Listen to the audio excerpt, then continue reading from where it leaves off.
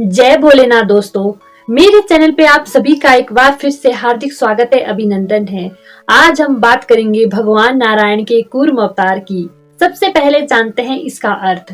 कूर्म का अर्थ होता है कछुआ और कछुए को कच्छप भी कहा जाता है, इसीलिए भगवान के इस रूप का एक नाम कच्छप अवतार भी है। तो आखिर क्यों लिया भगवान ने यह अवतार, आइए जानते हैं इसकी कथा। जब समुद्र मंथन हो रहा था तो सभी देवताओं और असुरों ने मिलकर मंदराचल पर्वत को मथनी के रूप में प्रयोग किया, पर मंदार पर्वत के भार और गुरुत्वाकर्षण बल के कारण वह समुद्र में डूबने लग गया, जिस पर सभी देवताओं ने मिलकर भगवान नारायण से प्रार्थना की कि वह उनकी सहायता करे। मंदार पर्वत की रक्षा के लिए और देवताओं की सहायता के लिए भगवान नारायण ने कूर्म का अवतार लिया और अपनी पीठ पर मंदराचल पर्वत का भार लिया और उसे स्थिरता प्रदान की। ये तो हुई कथा की बात।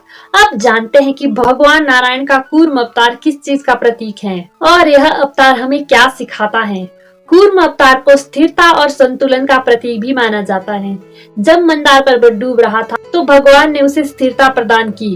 यह घटना हमें यही बात सिखाती है कि जब भी हमारे जीवन में मुसीबतें आए और चुनौतियां आए तो हमें स्थिरता से उसका हल करना चाहिए, क्योंकि स्थिर मन से ही चुनौतियों का हल निकलता है।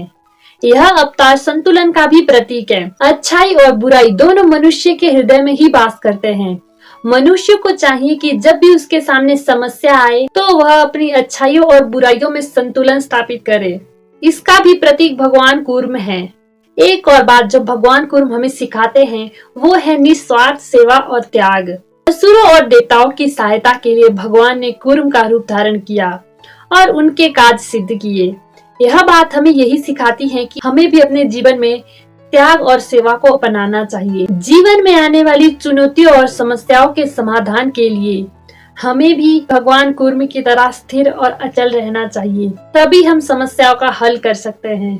एक और बात जो कूर्म भगवान हमें सिखाते हैं वो है प्रकृति प्रेम और प्रकृति की सुरक्षा। जब मंदराचल पर्वत यानी कि प्रकृति पानी में डूब रही थी तो भगवान ने उसकी रक्षा की।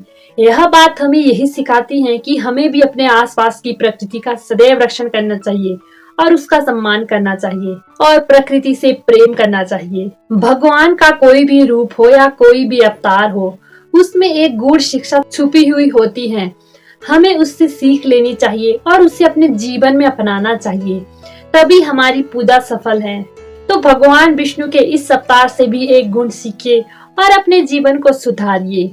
मेरी बातों को ध्यान से सुनने के लिए धन्यवाद। अगर यह वीडियो आपको अच्छी लगी हो तो वीडियो को लाइक, कमेंट और शेयर करना ना भूलिएगा और ऐसी ही और वीडियो देखने के लिए चैनल को सब्सक्राइब कर दीजिएगा। मिलते हैं अगली वीडियो में, तब तक के लिए खुश रहिए, खुशियां बांटिए, अच्छे कर्म कीजिए और ईश्वर का नाम लीजिए। जय भोलेनाथ।